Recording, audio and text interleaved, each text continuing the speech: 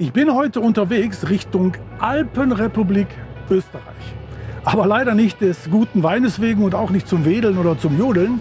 Nein, es wird de facto eine Bildungsreise. Herr Krone war der Meinung, ich solle mich mal weiterentwickeln.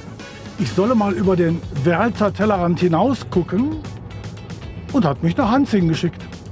Hantzing ist nur einen Steinwurf entfernt von Passau und Sitz der Traditionsmarke Schwarzmüller. Mit einem Portfolio mindestens so breit und so tief wie die Donau. Und damit wir da nicht die Übersicht verlieren, hat sich Julia vom Marketing sehr viel Zeit für uns genommen.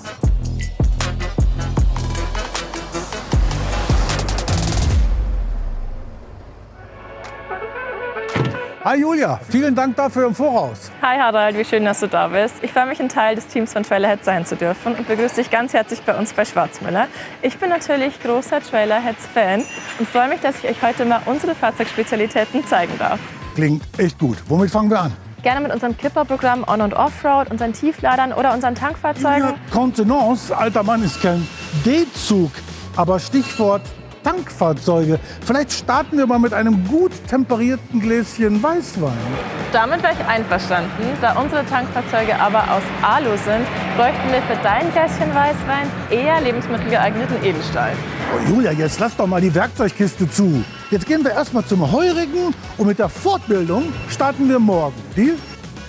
Deal.